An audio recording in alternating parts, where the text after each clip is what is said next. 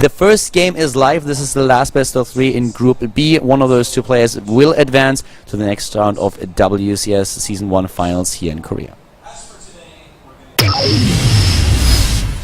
And spawning over here in the blue, yet again to the bottom left for LGIM, it is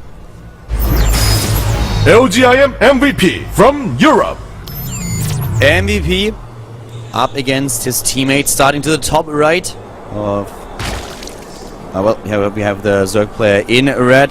Just able to take down Ryang, and now he's up against his teammate. It is LGIM Kangho from Korea. once again Neo Planet S being the map here. And let's see what we have. Oopala.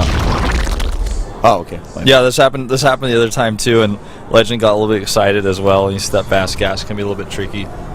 Well, right now what we have at the bottom is, of course, the question of how aggressive does MVP want to play. The last time that we saw him face an opponent when he went into his first best of 3, he started actually with a very aggressive proxy barracks. Not something that we would expect on this map and by MVP. Kangho also very well aware that there might be something sneaky coming up. He wants to know exactly what is going on in the series, not taking any risks here, even sending out the drone scout. Yeah, drone scout here, sneaking into those SCVs, almost like he's trying to intentionally force them to surround. And there goes the hatch first. He's not going to be doing any cat style here with the aggressive drone. And he will be able to keep MVP's command center on the high ground here because he's denying on the low ground there with that drone. And there's nothing that MVP can do to stop him from doing this. He's either going to have to make the command center on the high ground, which he just does, or he'd have to be significantly delayed. Yeah. Right now we have the one hatch that he has, that Kangho already has been building.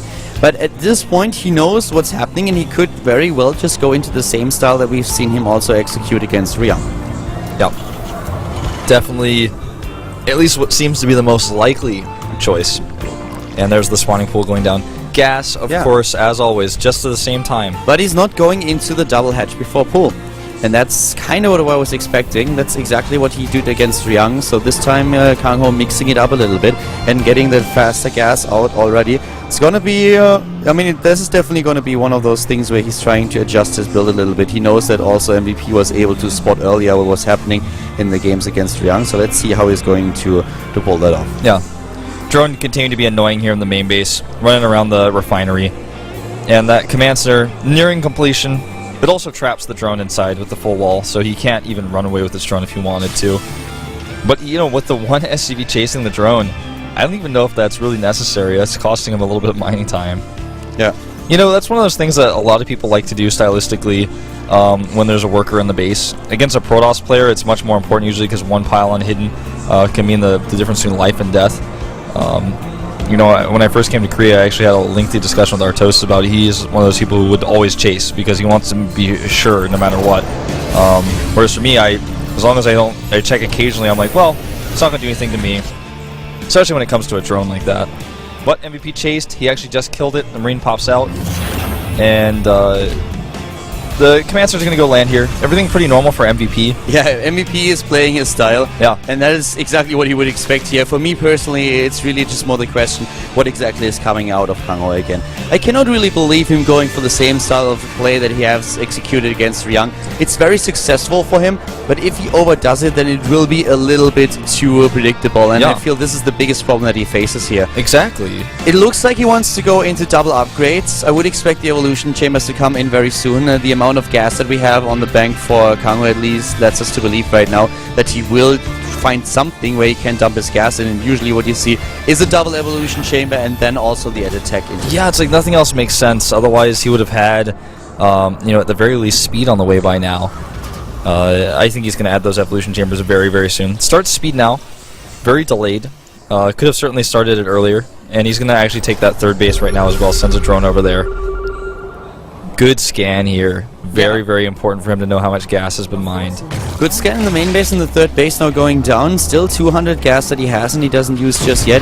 He wants, of course, to get the drones out right now, so he's a little bit low on the minerals. That's one of the reasons why we don't see him go in a lair. But that will happen very soon. The usual timing for a Zerg is to go into the lair at roughly 7 minutes. And I feel this is also what we are going to experience from Kangho here.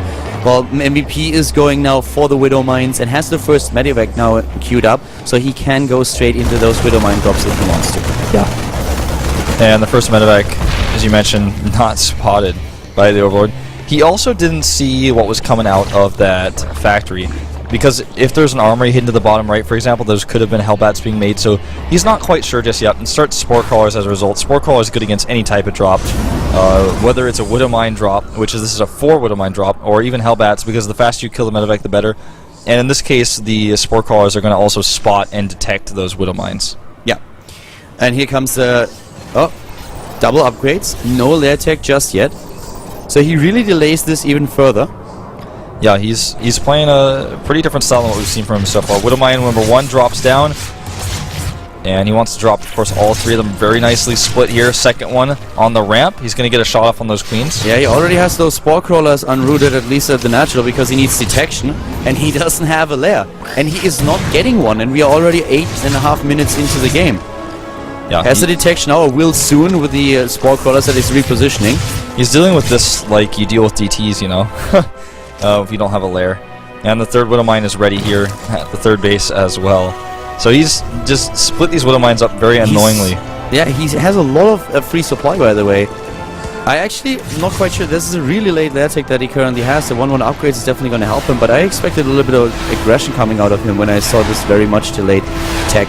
So right now he's going into the upgrades that you would expect if you are seeing Ling Meter Baitling composition, but at the same time it was also the same upgrade path that he went down when he was going for the Baitling aggression game number 3 against Ryang. And as a Zerg these days, you can actually with your upgrades be quite flexible. We also have a lot of players that start off with roaches, even go into a melee +1 and then go into range later, or the other way around. And here comes a double Baitling nest, just because sometimes one is not enough. Yeah, we talked about this yesterday. Sometimes you kill the wrong probe, and sometimes one Baitling nest is not enough. That Overlord eating a shot. So many queens he's adding here. And now the Ling production has started. You know, and that's the thing. When I saw the late lair tech, I actually, no lair tech, I actually thought that he's going into just a complete Baitling aggression. Now he has lair, and he could wait until he has the speed and then try to hit this 1-1 Banelings. Yeah, just pure Banelings with speed. This is a strategy that worked against MVP in the past. Scarlet actually used that very strategy, but it's a pretty late timing that he hit with this. It's strong. I mean, it's really strong. But let's see if he can actually make that happen. Yeah, this is... Viking didn't have a chance against that many queens, but this is a strategy that is really... well, first of all, it's one that we've seen work against MVP in the past. I think he's right now figuring out, he's like, oh, there's 2 Baneling nests. Yeah, MVP should actually tribe him and say, like, dude, you have 2 Banelings nests, you know that, right? And it's basically guaranteed to be scouted like this. Yeah. Going into +2/+2 as well, so that is hitting a lot later than it usually would, but a lot stronger too. He gets a Spire, so he may just... There are 2 siege tanks. I think he's not even going to try that timing anymore. No, it doesn't. It looks like at the beginning like he was thinking about it. As we said, MVP died to it in the past. It's really Exactly. He's died to it in the past. Strategy you don't really expect. Maybe that was his original idea, and he realizes now, I don't think this is going to work. It's a very, very late Spire, though. If you go for normal timings, you have the Mutalisk out between the 10 and 11 minute mark. And at 12 minutes now, he doesn't even have the Spire completed. So this is a very late timing. And not a lot of aggression, which allows MVP without a problem to just get spaces up. Yep, combat shields before stim ready here. And he uses those extra hit points to just keep his units alive and then boost away. Just enough space in those medevacs to save every last Marine. So I'm going to go to the left side. Congo's crease spread in this game, very good. I have no idea how those things got in the main base. Me neither. God knows how they got in. I think those few siege tanks were not just able to hold them off, and the one supply depot is still lowered, so that might be the case here. Well, he led them into the slaughter. I guess it worked out for him okay. I mean, some scouting information given away, yes, but otherwise, it was fine. The biggest problem with Ling Meter Baneling is that once the Terran player hits +3/+3, you are in trouble. His army is so strong that it's very difficult for you to deal with this. I don't quite know what that was. It's like, kill me now, please. Yeah, so what I don't know what happened there, but 3-3 is your problem. And with the delay that we have now with this aggression, this means that it's much more difficult for Congo to make this happen in the long run. Yeah. I mean, you are strongest when your opponent is on 1-1, on 2-2. But now This is actually really dangerous. Army to the top left, by the way, aiming for that third base. Yep, the Baneling landmine's completely missed. Top here. left, third base. Thank you. There we go. Mutas here will clean this up. And even the Spore Caller actually helping out. And now the bottom right is being attacked here. The fourth base has to be cancelled. The Baneling landmines didn't do too much here. Double cancel here on the gas and the base. The Mutalisks have to be careful with the good target firing. One of them at least could go down. But the Terran player is just calling the shots now, forcing the creep back and putting Kango in a really uncomfortable position. Yeah, MVP moving forward here. He's got a really, really strong force. And Muta's coming back here, but he doesn't have a whole lot of Banelings right now. And there's a great split for MVP. The creep starting to recede quite a bit here. Needs more time though. Here comes Kango moving in, still with the creep advantage. The Mutalisk a little bit far to the front, sniping those siege tanks. Needs to get rid of them so that he can roll in with the Banelings. And MVP should realize that at this point he better call his losses. But yeah, it's a little bit too late already. The Zerg is engaging. Yep. Look at those tumors queued up here on those queens. Lysira not messing around with that. You're going to bring those out super fast. And +3 started already. This is not a place for the Mutas to fight. Kango changing his style quite a lot in this first game of the Constellation match in the Group B.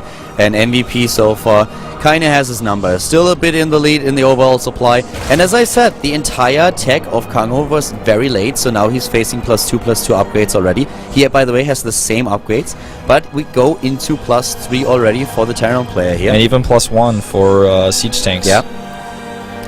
Which I find interesting, considering he only has one. But did he just cancel that, by the way, or did it finish? what, the siege tank? Yeah. Yeah, he finished. No, the upgrade. Oh, it finished. Sorry. There we go, in the main base, at the natural. Once again, the Mutalisks moving in. Quick reaction here by MVP, no problem for him. Same time, we have a task force in the middle of the map taking down creep tumors. Sentry Tower finishes as well, so he knows where they're coming from. Mutalisks a little bit of a nuisance here, but here comes the rest of the army. The Mutalisks are moving in as well. The Banelings are the bigger issue, though. Yeah, the Baneling's rolling in here. He doesn't have any room to split, and the Mutas catch the drops. Yeah, but not quite. We have still the afterburners being used to great advantage here. But now here comes the force of the Zerg player, and I'm not quite sure if MVP really has enough. He's struggling against this a little bit. A lot of resources, but he can't use them. He can't use them, and the Baneling's getting some good hits on the mineral line. Can he finish the last of the SCVs off? Great micro here by MVP. Really well done there. He could have lost so much more, but he was able to hold here. And now the Mutalisks once again on the way back. The Hive Tech already started. +3 halfway done. No armor upgrade just yet. And here it is for MVP just in time now. Just in time. 34 more Zerglings on the way. Kongo trying to switch into Hive Tech. It's halfway done. He has a hidden base to the top left, and Kongo changing up his style, playing a style we very rarely see on Planet S. It's very, very difficult to play this style against a good Terran player. He has the early creep. He has the early advantages. He's taking those engagements. He's keeping MVP back. He's doing the counterattack. And he's taking the bases. He has a fourth to the right side already mining, and another one being set up to the top left. So with all those satellite bases, he can do a lot. They spread him out pretty thin. But so far MVP hasn't done a lot of damage with the drops. He's trying to get his own base up, most likely going for a planetary here. But he needs to do a little bit more. Upgrades are going to be important as mentioned. Yep. And they will give MVP a bit of a lead. And medevac should be cleaned up by the Mutalisks. He's got a Widow Mine. Widowmine not getting that shot off. That's unfortunate for the Terran player. Yeah, would have loved to get that. A good split here so far. There's a lot of Mirars at the front. Yeah, the Banelings humming Limp Bizkit while they're rolling down the hill. And the base over here was forced to lift, and now there's a Ling underneath there. It looks like it's going to take MVP a little bit longer to get that. The Ultras transition is already, of course, underway. So is the 3-3, but MVP with a massive upgrade lead is about to be at 3-3 for almost a whole cycle ahead of his opponent. Yeah, the style that here is being played here by Kango, I mean, if he is able to save those bases, the Ultra decision is going to be devastating. He's running out of resources a little bit, though. Yes, he's nearing a max supply, so he can build up a bank, but all these upgrades are horribly expensive for him right now. 73 Marines and 10 Marauders, the question really being when MVP is finally deciding to move out and to apply some pressure on his own. Yeah. I mean, he's trying to do drops still.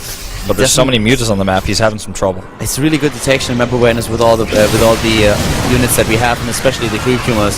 And once again, the Banelings, they keep rolling. Yeah, and he had some trouble there with the Widow Mines, but the loss of the units allowed him to make 2 Ultralisks. +3 is done. The third attack upgrade is done. He's waiting for Armor to finish, clearing a lot of these creep tumors here. MVP being on 4 bases now. The base to the top left is gone. The Mutalisk finally clearing off those Marines, but they couldn't save the base. Yeah, base is dead. Planetary tech not ready. Even the Greater Spire now being used by Kangho, and he really starts to build this bank. MVP is walking a very, very thin line here.